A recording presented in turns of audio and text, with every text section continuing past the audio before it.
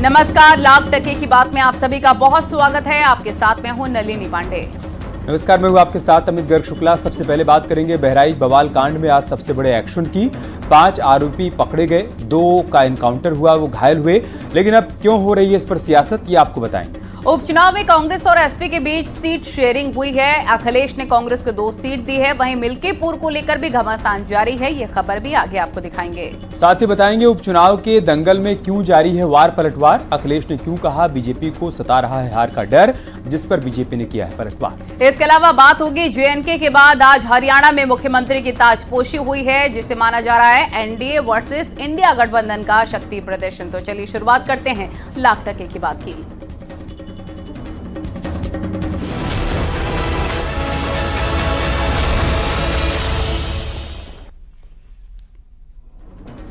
तो सबसे पहले बात करें चुनाव के दंगल में समाजवादी और कांग्रेस पार्टी के बीच सीट शेयरिंग पर बनी रजामंदी की। उपचुनाव में एसपी कांग्रेस में गठबंधन की सीट तय हो गई है और उत्तर प्रदेश में होने वाले उपचुनाव में अखिलेश ने कांग्रेस को 2 सीटें दी हैं। गाजियाबाद और खैर विधानसभा सीट पर कांग्रेस प्रत्याशी चुनाव लड़ेंगे। बाकी सीटों पर होने वाले उपचुनाव में समाजवादी पार्टी का प्रत्याशी मैदान में है। उपचुनाव के लिए एसपी ने आज एक और प्रत्याशी का नाम का ऐलान किया है। मीरपुर सीट में सुंबुल राणा को एसपी ने अपना प्रत्याशी बनाया है। 13 नवंबर को यूपी में उपचुनाव होना है। 9 सीट पर समाजवादी पार्टी ने अब तक 6 प्रत्याशियों के नाम का ऐलान कर दिया है।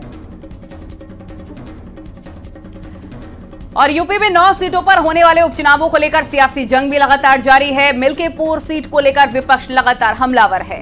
अखिलेश ने तंज कसा कि बीजेपी ने हार के डर से चुनाव टाल दिया, तो वहीं कांग्रेस भी गठबंधन के साथ सभी सीटों पर जीत के दावे कर रही है। बीजेपी ने पलटवार करते हुए कहा है कि विपक्ष का चुनाव आयोग के फैसले पर सवाल उठाना ठीक नहीं है। मिल्कीपुर में अगर उपचुनाव हुआ तो जीत बीजेपी की होगी।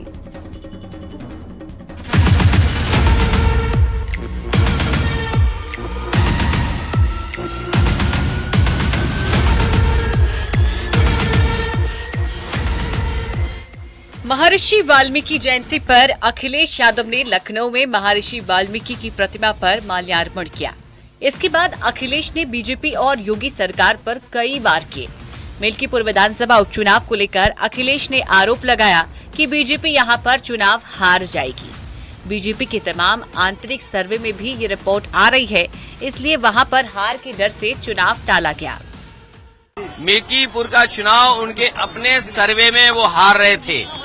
बीजेपी और उनके साथियों का जो इंटरनल सर्वे होता है उसमें वो हार रहे थे। इसीलिए उन्होंने पहले बीएलओ बदले, जिसमें कि पिछड़े पीडीए परिवार के सब बीएलओ हटा दिए गए, पीडीए परिवार के अधिकारी हटा दिए गए। उसके बाद फिर उन्होंने इंटरनल सर्वे कराया। मुख्यमंत्री जी कई बार गए, प्रशासन के लोगों को बुला करके राय मशवरा किया, इंटेलिजेंस से रिपोर्ट ली। जब उन्हें ये पता लग गया कि वो चुनाव हार रहे हैं, इतने खेल खेलने के बाद प्रभु राम की नगरी अयोध्या सुर्खियों में है। इस बार चर्चा का केंद्र है मिल्कीपुर विधानसभा सीट पर होने वाला उपचुनाव। मिल्कीपुर विधानसभा सीट जो पहले विधायक अवधेश प्रसाद के कब्जे में थी, उनके सांसद बनने से अब खाली हो गई है और यहाँ उपचुनाव की तैयारी चल रही है। मिल्कीपुर में उपचुनाव की तारीख का ऐलान नहीं हुआ है। इसकी वजह है बीजेपी के पूर्व विधायक बाबा गोरखनाथ के जरिए 2022 के विधानसभा चुनाव के बाद हाईकोर्ट में दायर याचिका। हालांकि अब उन्होंने अपनी याचिका को वापस ले लिया है, लेकिन अब गेंद कोर्ट के पाले में है। अवधेश प्रसाद जी ने जो कागज लगाए, जो नोटरी कराई, वो बोकस थे। उसका लाइसेंस 6 वर्ष पूर्व खत्म हो गया था। उस पे निर्णय भी हुए हैं, ऐसा नहीं कि उस पे निर्णय नहीं हुए। मेरे बात पे मैंने अधिवक्ताओं को बताया, कोर्ट के सामने, हाई कोर्ट के सामने बात गई तो स्टे तो नहीं मिला, पर मेरी बात को माना और सबको इशू नोटिस, उस पर मामला चल रहा था। इसी बीच में चुनाव होता है, अवधेश प्रसाद जी सांसद बनते, उन्होंने इस्तीफा दे दिया। जब इस्तीफा दे दिया तो चीज वैसे शून्य हो गई, क्योंकि इस तरीके का ये देश का पहला मामला था। वहीं अजय राय ने एक बार फिर कहा है कि कांग्रेस और एसपी दोनों दल साथ मिलकर लड़ेंगे और दावा किया है कि सभी सीटों पर एनडीए को हराएंगे। मिलके लड़ेंगे और 10 की 10 जीतेंगे। कितनी सीटें मिलनी फिर भी आपको? मिल रही है, मिलके लड़ेंगे, बस इतना ही कहूंगा, मिलके लड़ेंगे और डंके की चोट। सपा नेता ने कहा है कि महाराष्ट्र में भी चुनाव है, उन्होंने कहा है कि जब तक सपा को साथ नहीं लिया जाता चुनाव नहीं जीत सकते। अब वो राष्ट्रीय नेतृत्व उस पर निर्णय ले रहा है, बहुत जल्द निर्णय आ जाएगा, मिलके लड़ेंगे। संभल से समाजवादी पार्टी के सांसद जियाकुर रहमान बर्क ने कहा है कि समाजवादी पार्टी यूपी उपचुनाव के लिए तैयार है। एसपी सभी सीट पर जीत दर्ज करेगी। देखिए, यकीनन मैं पुंदर की विधानसभा से विधायक रहा हूं और इस समय अल्लाह करम से संभल लोकसभा क्षेत्र से सांसद हूं और वो इस लोकसभा का हिस्सा है। लेकिन जहां भी पूरे प्रदेश के अंदर उपचुनाव होने 10 सीटों पे, वहां उत्तर प्रदेश में समाजवादी पार्टी पूरी मजबूती के साथ में तैयारी कर रही है और पूरी अच्छी रणनीति तैयार कर करके चुनाव मैदान में उतरेगी। माननीय अखिलेश यादव जी के नेतृत्व में चुनाव को लड़ा जाएगा। जिस प्रकार हमने लोकसभा के आम चुनाव के अंदर एक अच्छी सीटें जीतने का काम किया है, इंशाल्लाह चाहे बीजेपी कितने भी सामदाम दंड भेद अपना ले, मैं पूरी जिम्मेदारी से कह रहा हूँ चुनाव आयोग ईमानदारी से अपना वो रखेगा तो अगर चुनाव आयोग की तरफ से पूरी निष्पक्षता से हमारा चुनाव होगा तो हम इसकी उत्तर प्रदेश की सारी सीटों को जीतने का काम करेंगे। यूपी की 9 सीटों पर उपचुनाव का ऐलान हो चुका है। सभी सीटों पर एक ही बार में 13 नवंबर को वोटिंग होगी और फिर 23 नवंबर को काउंटिंग होगी। वहीं अयोध्या की मिल्कीपुर सीट को लेकर फंसे कानूनी पेच से विपक्ष को बैठे बिठाए सरकार को घेरने का मुद्दा मिल गया। देखिए, चुनाव निर्वाचन आयोग की परिधि में होता है। चुनाव आयोग उसकी समीक्षा करती है और जो सक्षम अधिकारी होते हैं उनको लगाते हैं, जिनके खिलाफ शिकायतें होती हैं उनको हटाते हैं। किसी भी राजनीतिक दल को किसी के भी शिकायत करने का अधिकार है, लेकिन अखिलेश जी आप झूठ मत फैलाइए। प्रशासन ने आकलन करके, निर्वाचन आयोग ने आकलन करके जिनको भी हटाया वो हर चुनाव में होता है। इस नाते मैं कहूंगा कि आप झूठ बोलना बंद करिए। वहीं अगले 2-3 दिन में ये मुद्दा नहीं सुलझा तो मिल्कीपुर का उपचुनाव टल सकता है। ऐसे में बीजेपी चाहती है कि ये कानूनी पेच दूर हो और मिल्कीपुर में भी 13 नवंबर को उपचुनाव हो सके। न्यूज़ 18 के लिए ब्यूरो रिपोर्ट।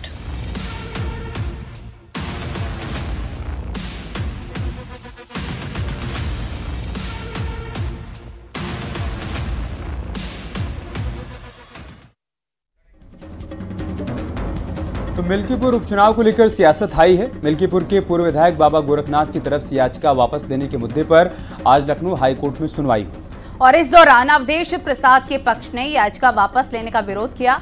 विरोध के चलते कोर्ट ने मामले में 2 हफ्ते के बाद सुनवाई की डेट दी है।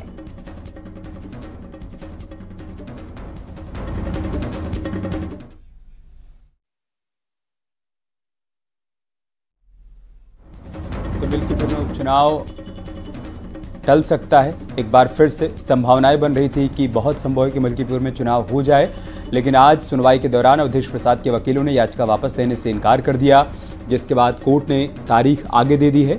चूंकि पूर्व विधायक गोरखनाथ के वकील ने कल ही यह बयान दिया था कि अगर हमारी याचिका की वजह से चुनाव टल रहा है तो हम याचिका वापस ले लेंगे ताकि चुनाव का रास्ता साफ हो पाए। उसके बाद संकेत मिल रहे थे कि अगर याचिका वापस हो जाएगी तो चुनाव आयोग मिल्कीपुर में भी उपचुनाव करवा सकता है। लेकिन आज का मैंने पत्र डाल दिया, उसकी कॉपी आ गई और आज ही डेट लग गई निवेदन करने के बाद। आज उसमें बहस होकर वो याचिका वापस होनी थी। जैसे मेरा नंबर आया वैसे दर्जनों वकील समाजवादी द्वारा, अवधेश जी द्वारा पूरे प्लान से खड़े हो गए कि याचिका ऐसे कैसे वापस कर सकते हैं। लंबी बहस हुई, लंच के बाद भी बहस हुई। अधिवक्ताओं ने राय मशवरा भी कहा भी कि भाई जब आपके क्लाइंट ने इस्तीफा दे दिया तो क्या औचित्य बनता है और हमारा क्लाइंट उसको वापस लेना चाहता है, तो वो लोग नियमों का हवाला, मतलब उसमें बहुत गुत्थम गुत्थी हुई और अंततः जो है समाजवादी चुनाव नहीं चाहती है वो दिखा आज।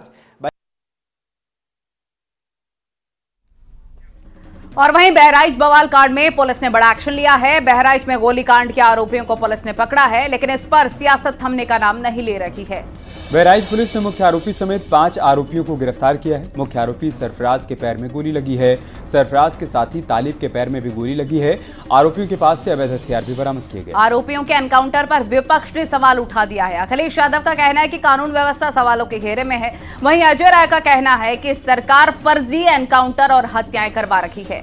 कांग्रेस के सांसद इमरान मसूद ने भी सवाल उठाए और कहा कि दुकानें जलाने वालों पर सरकार को एक्शन लेना चाहिए। वहीं यूपी सरकार में मंत्री ओपी राजभर का कहना है कि पुलिस आरोपियों पर गोली नहीं चलाएगी तो क्या फूल बरसाएगी। इसी पर आपको एक रिपोर्ट दिखाते हैं।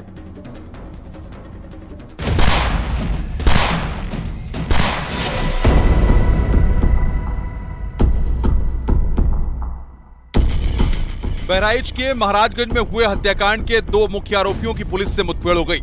इसमें दोनों आरोपी घायल हो गए। दोनों आरोपियों के पैर में गोली लगी है। पुलिस और आरोपियों के बीच जवाबी फायरिंग हुई, जिसमें 2 आरोपी घायल हो गए। आरोपियों के नाम मोहम्मद सरफराज और मोहम्मद तालिब हैं। गलत काम कर रहे हो तुम, पुलिस के ऊपर हमला कर रहे हो। हम लोग नहीं करेंगे, कभी गलती नहीं करेंगे। क्यों गोली चला दी है पुलिस के ऊपर? सर हम लोग भागना चाह रहे थे कि फायर करके। ये सब गलत है ना? गलती वहाँ की, अपराध करो फिर दूसरी अपराध कर रहे हो। गलती हो गई सर। एनकाउंटर के बाद पुलिस ने 5 आरोपियों को गिरफ्तार किया है। ये सभी हिंसा के आरोपी थे और नेपाल भागने की फिराक में थे। वहाँ पे इन्होंने मर्डर वेपन को लोडेड हालत में रखा हुआ था, जिसको लेकर पुलिस पर फायर किया गया। पुलिस ने अपनी आत्मरक्षा में जवाबी फायरिंग की, जिसमें इन दोनों को गोली लगी है। ये घायल हुए हैं, इनको उपचार के लिए पहुंचा दिया गया है और जो अन्य 3 अभियुक्त हैं उनको भी हमने हिरासत में ले लिया गया है। आज 5 को औपचारिक रूप से गिरफ्तार किया गया है। सभी के खिलाफ ठोस कार्रवाई की जाएगी। रासुका की कार्रवाई भी जल्द इनके विरुद्ध अमल में लाई जाएगी और अन्य जो अभियुक्त हैं उनकी तलाश भी जारी है। हमारी टीम्स ग्राउंड पे लगी हुई है। एनकाउंटर को लेकर अखिलेश यादव ने सरकार पर निशाना साधा है। अखिलेश ने कहा कि बहराइच में घटना हुई नहीं थी, करवाई गई थी। यूपी में कानून व्यवस्था सवालों के घेरे में है। ये एडमिनिस्ट्रेटिव फेलियर था, सरकार का फेलियर था कि जब वहां पर तय था, पुलिस की जानकारी में था, तो आखिरकार आपने शांतिपूर्ण ढंग से क्यों नहीं प्रोसेशन को ले जाने दिया या उस कार्यक्रम को संपन्न क्यों नहीं करा पाए? इनकाउंटर, हाफ इनकाउंटर ये डराने के लिए हैं। आप मुझसे ना नाम बताते ना कुछ बताते, तब भी मैं कह सकता था कि इनकाउंटर किसका किया इन्होंने। बहराइच हिंसा के मुख्य आरोपी के एनकाउंटर पर यूपी कांग्रेस अध्यक्ष अजय राय का कहना है कि सरकार अपनी कमियों को छुपाने के लिए फर्जी एनकाउंटर और हत्याएं करवा रही है। यूपी सरकार पूरी तरह फेल हो चुकी है। सरकार फेल हो चुकी और सरकार अपनी कमियों को छिपाने के लिए ये फर्जी एनकाउंटर और फर्जी हत्याएं करा रही है। वहीं कांग्रेस सांसद इमरान मसूद का कहना है कि आरोपी और दंगाइयों में फर्क नहीं होना चाहिए। जिन्होंने दुकानें जलाई उनके खिलाफ भी सरकार को एक्शन लेना चाहिए। भीड़ ने सारी दुकानें जला करके खाक कर दी जी। दंगाई तो दंगाई है। दंगाई को आप किसी धर्म के साथ क्यों जोड़ते हो? जिन्होंने दुकानें जला करके खाक कर दी, पूरी मार्केट जला दी और घरों में घुस करके औरतों के साथ बदतमीजी की, उनका भी इलाज करना चाहिए। एसबीएसपी के अध्यक्ष और यूपी सरकार में मंत्री ओपी राजभर ने कहा कि आरोपियों का जब एनकाउंटर होता है तो गोली ही चलती है, उन पर फूल नहीं बरसाए जाते। जब पुलिस के ऊपर कोई पुलिस पकड़ने जाएगी, अगर कोई पुलिस के ऊपर गोलियों की बौछार करेगा तो पुलिस जो है उसको जो है माला पहनाएगी या फूलों की वर्षा करेगी। पुलिस हमेशा उनको गिरफ्तार करने का, अपराधी प्रवृत्ति के लोगों को गिरफ्तार करने जाती है। अगर वो हरकत करते हैं तो पुलिस की तरफ से फायरिंग होती है। वो चाहे मरे, जिंदा या मुर्दा, उनको पकड़ना है। अपराध अगर करना है तो अंदर जमीन के अंदर रहना पड़ेगा या ऊपर जाना पड़ेगा या तो जेल में, और नहीं तो कायदे से जिस तरह कानून चल रहा है 7.5 साल से, उसी तरह देश प्रदेश में व्यवस्था रहनी चाहिए। अभी तो गोलियां लगी है ना, और कुछ लगेगा। पूरा मामला 13 अक्टूबर रविवार शाम का है, जब बहराइच के महाराजगंज में दुर्गा प्रतिमा विसर्जन के दौरान बवाल हुआ था। इसमें रामगोपाल मिश्रा की गोली मारकर हत्या कर दी गई थी। इसके बाद आक्रोशित भीड़ ने जमकर उत्पात मचाया। मंगलवार और बुधवार को जिले में शांति रही।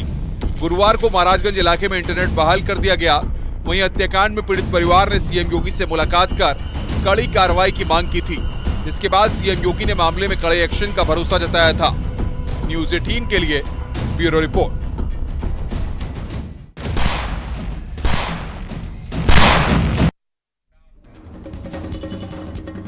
यूपी के बहराइच में जिस रामगोपाल मिश्रा की हत्या पर पूरे इलाके में तनाव है, उस रामगोपाल मिश्रा के एक के बाद एक कई वीडियो सोशल मीडिया पर वायरल हो रहे हैं। आपको दिखाते हैं वीडियो जिसे हादसे के दिन का बताया जा रहा है। हालांकि न्यूज 18 इस वायरल वीडियो की पुष्टि नहीं करता।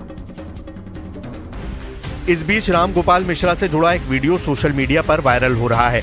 हालांकि न्यूज 18 इंडिया इस वीडियो की पुष्टि नहीं करता। इस वीडियो में रामगोपाल मिश्रा को गोली लगने के बाद छत पर गिरने का दावा किया जा रहा है।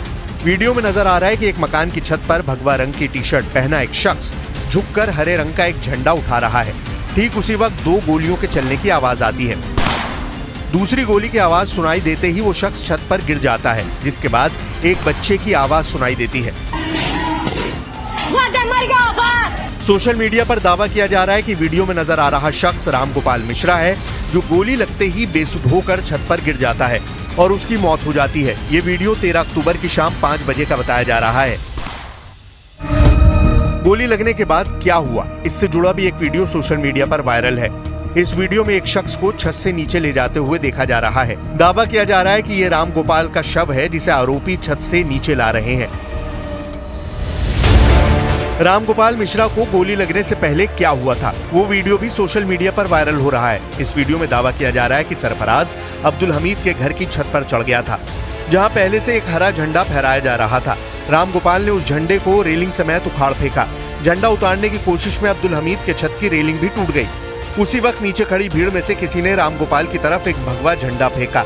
रामगोपाल ने उस झंडे को हाथ में लिया और फहराने लगा।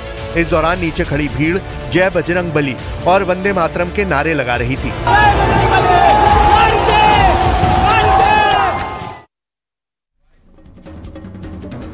और वहीं हरियाणा में तीसरी बार बीजेपी की सरकार बनी है। नायब सिंह सैनी ने दूसरी बार सीएम पद की शपथ ली है। इसमें बीजेपी और एनडीए के तमाम नेता मौजूद रहे। कल जम्मू और श्रीनगर में भी उमर अब्दुल्ला ने मुख्यमंत्री पद की शपथ ली, जिसमें राहुल, प्रियंका, अखिलेश समेत इंडिया गठबंधन के नेता पहुंचे थे, लेकिन कांग्रेस सरकार में शामिल नहीं है। वो बाहर से समर्थन दे रही है। हरियाणा में जहां बीजेपी और एनडीए का शपथ ग्रहण समारोह के बहाने शक्ति प्रदर्शन देखने को मिला, वहीं कांग्रेस के सरकार में शामिल नहीं होने से जेएनके में कांग्रेस का शक्ति प्रदर्शन नीरस ही नजर आया है। हरियाणा में शपथ समारोह के फौरन बाद एनडीए की अहम बैठक हुई, जिसमें संभावना जताई जा रही है कि सहयोगी दलों के साथ आगामी चुनावों के लिए रणनीति पर चर्चा हुई होगी।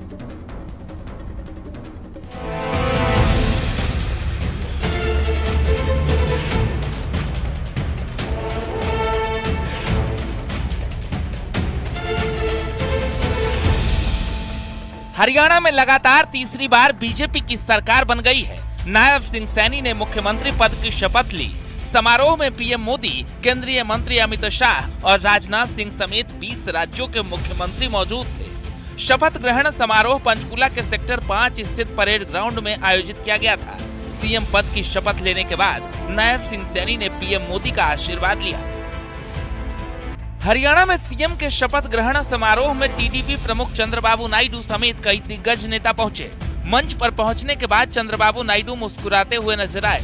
इस शपथ समारोह को एनडीए के शक्ति प्रदर्शन के तौर पर भी देखा गया है। तमाम बीजेपी शासित राज्यों के मुख्यमंत्रियों को इस कार्यक्रम में आमंत्रित किया गया था। हरियाणा में बीजेपी की शानदार जीत के बाद एनडीए ने आज चंडीगढ़ में गठबंधन के सभी सीएम और डिप्टी सीएम के साथ बैठक की। पीएम मोदी इस बैठक में शामिल रहे। नायब सिंह सैनी के दूसरी बार राज्य के मुख्यमंत्री पद की शपथ लेने के तुरंत बाद बैठक आयोजित की गई। एनडीए ने इस बैठक के जरिए विपक्ष को भी अपनी मजबूती का संदेश दिया। एनडीए की बैठक में सीएम योगी, दोनों डिप्टी सीएम केशव प्रसाद मौर्य और ब्रजेश पाठक भी पहुंचे। एनडीए के 31 दलों के नेता बैठक में मौजूद रहे। वहीं उत्तराखंड के सीएम पुष्कर सिंह धामी भी बैठक में शामिल हुए। I, Umar Abdullah, do swear in the name of God